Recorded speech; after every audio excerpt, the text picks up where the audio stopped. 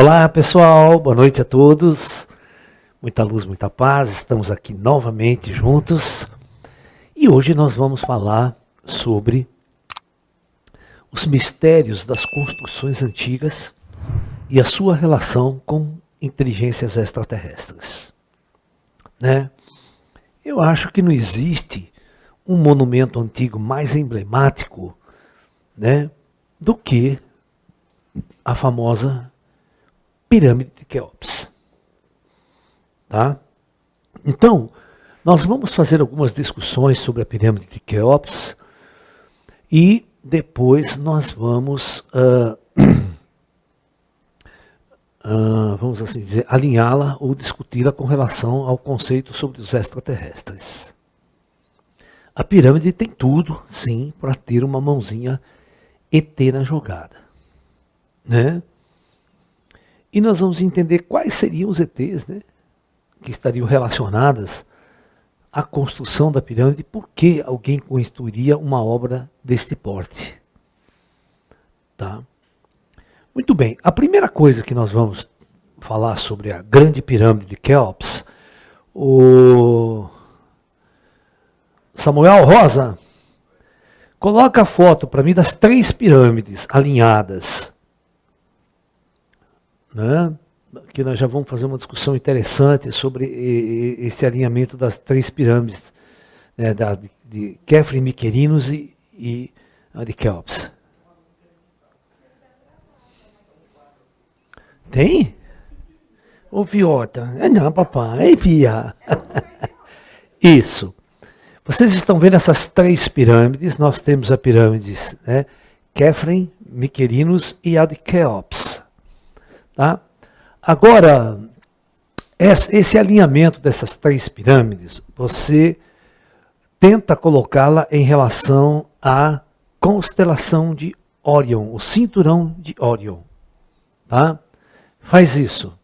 Deve ter umas fotos que mostram a relação dessas 3 pirâmides e seu alinhamento com Órion. Alright? Porque aí nós vamos conseguir fazer uma datação. Olha, tá? A datação dessas pirâmides. Então presta bem atenção. O cinturão de Órion, nós temos 3 grandes estrelas no cinturão de Órion, né? Que são as chamadas 3 Marias, aqui no Brasil popularmente, né? Então, prestem atenção no que eu vou dizer para vocês. Então, nós temos uma um pouquinho deslocada e outra, uma coisa mais ou menos assim, desse tipo. Tá ok? Muito bem. Não sei se vocês sabem, mas as estrelas, elas não são fixas nos céus. Embora suas distâncias aqui da Terra fazem parecer que elas não mudam as suas configurações. Tá? Isso porque nós temos que observá-la durante milhares e milhares de anos para ver uma mudança nas suas posições relativas com a Terra, devido à sua distância muito grande. Tá? Não é que nem os planetas que estão perto, qualquer mudança, vocês mudam no céu com relação às estrelas de fundo. Todas as estrelas estão em movimento, portanto, em movimentos relativos. Por exemplo, uma está andando para cá, essa está andando para lá, essa para cá, certo? Não tem uma coordenação. Então, muito bem. Hoje, se nós pegarmos este famoso alinhamento, né, das 3 pirâmides de Quéops, elas não batem exatamente com a posição das estrelas de Órion hoje. Há uma pequena discrepância.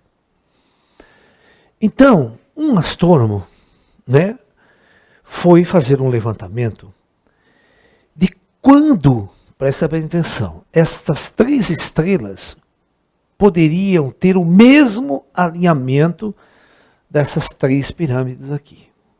Quando? Então, ele fez um retrocesso do movimento disso aqui. A gente pega mapas estelares, né, e o movimento próprio das estrelas, e ele foi atrasando no tempo. E, pasmem, elas se alinharam Elas se alinharam perfeitamente por volta de 12 mil anos atrás.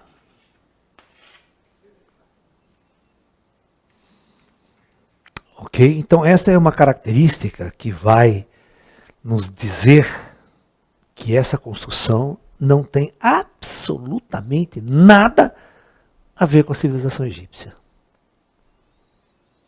Ok?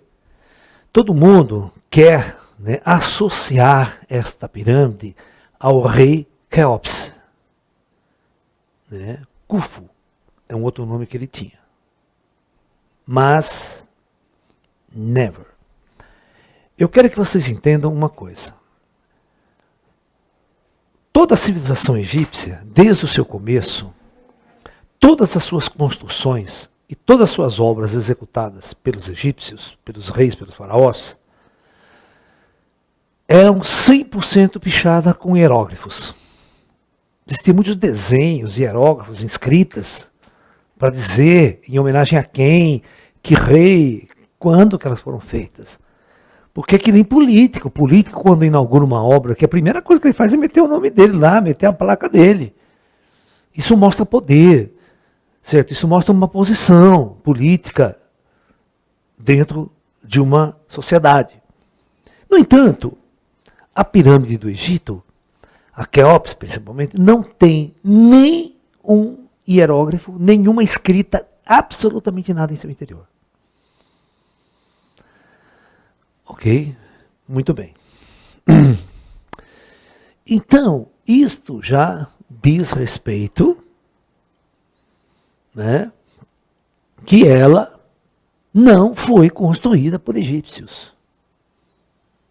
Porque senão o rei, ou o faraó, né, naquela hora a gente chamava o rei, chamava de faraó. Que é um rei também, no fundo.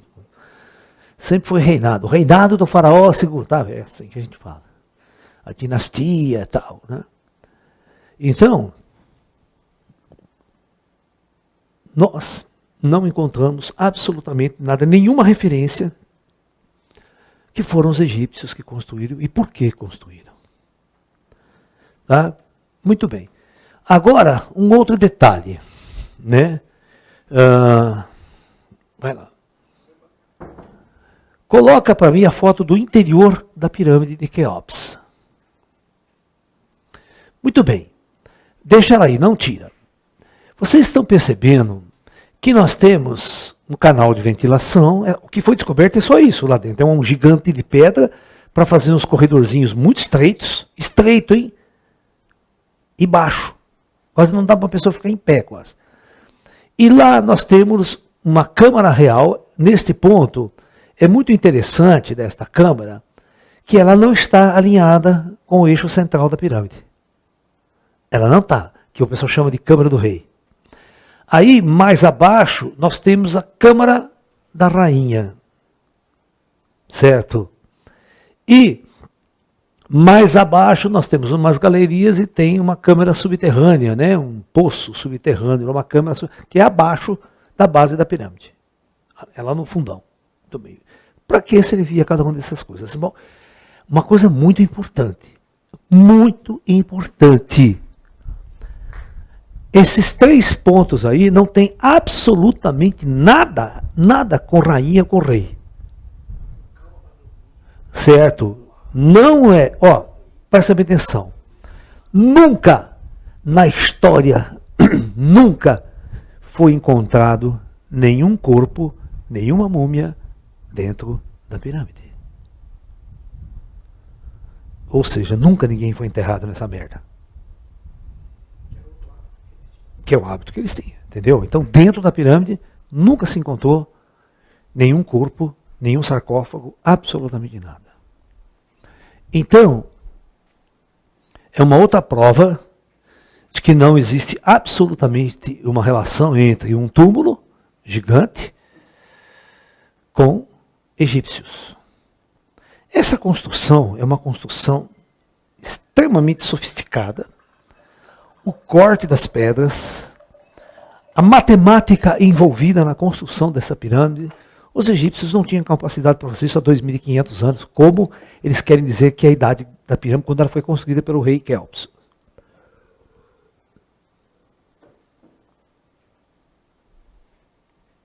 O alinhamento com os polos norte é uma precisão incrível. E tem uma coisa interessante. Se você pegar a altura da pirâmide, a altura, e multiplicar por 1 bilhão, dá exatamente, mas com um erro muito pequeno, a distância Terra-Sol.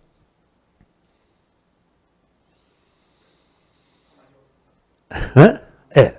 Não, é a maior. Sempre a pirâmide de Quéops. As outras duas ninguém nem liga para elas. É uma mixaria. Tá? Então, esse é um ponto. Outro ponto que foi descoberto, a latitude, a posição de latitude que essa pirâmide está, ela tem um número. Multiplicado dá exatamente a velocidade da luz. 29, pouco. Se multiplica por lá, dá praticamente 290 e tanto mil quilômetros por segundo. Da velocidade da luz. Como, ela tem muitas coisas matemáticas descobertas pelos cientistas que foram estudar com profundidade.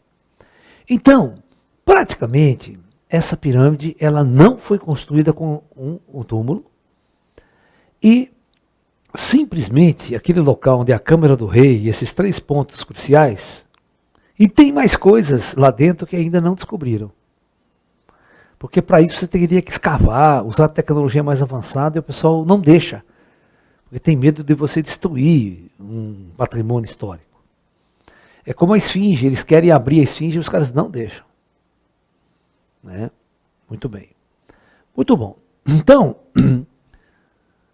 se é uma construção tecnicamente de 12 mil anos atrás, quem fez? Porque segundo a ciência oficial, a ciência normal, só tinha idade da pedra lá atrás.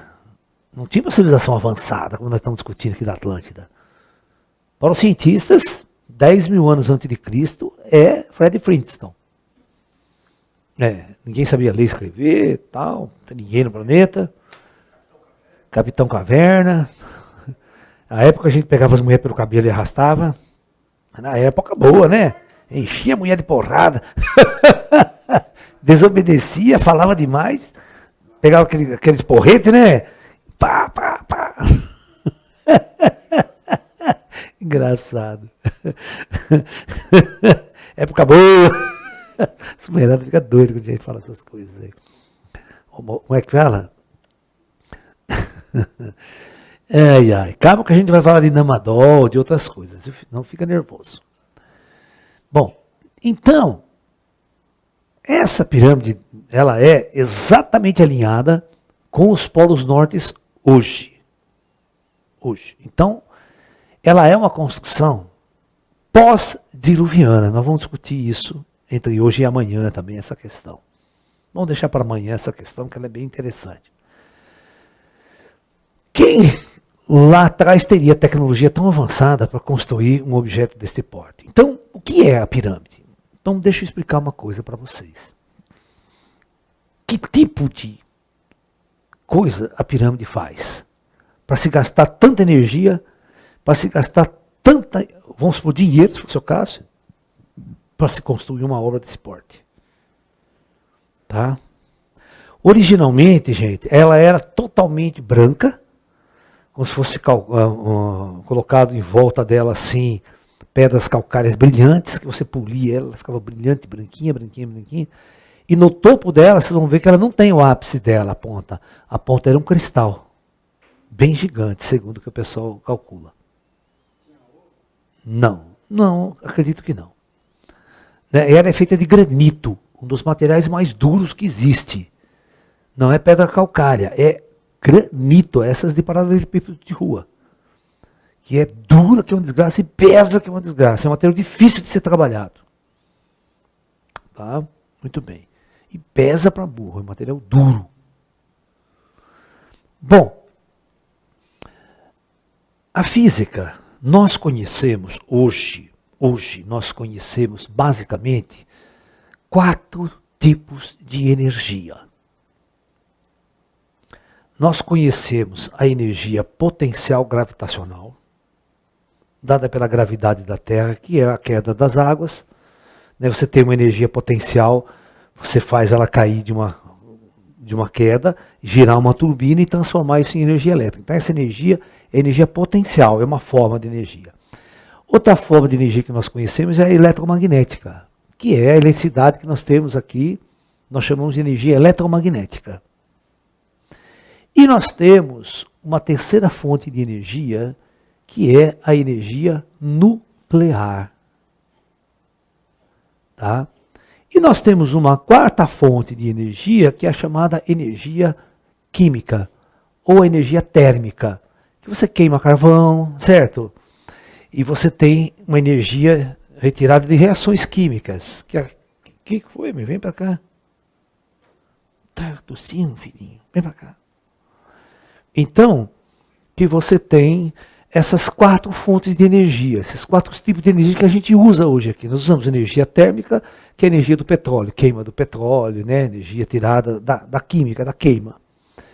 A energia elétrica, que vem, né, da transformação da energia potencial gravitacional.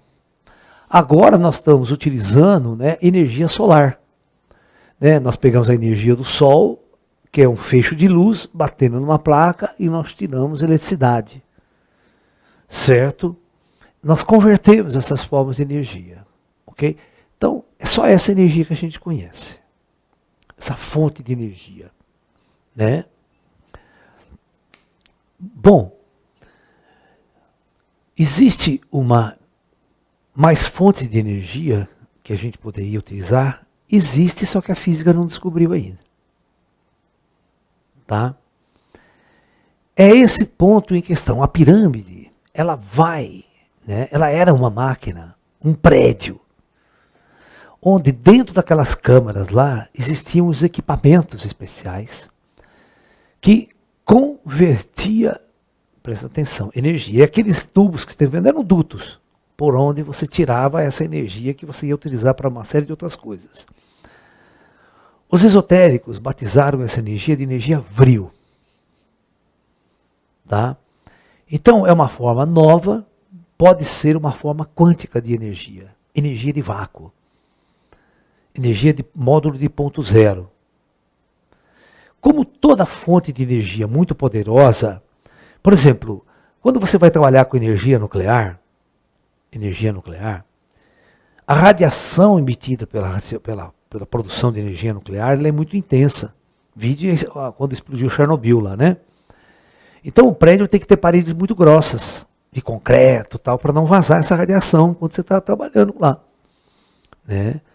Então por isso que a pirâmide de Quéops, ela é muito grossa de pedra, muito grossa, e só pequena parte dentro dela é útil. Tudo isso é para barrar de radiação. Você está entendendo?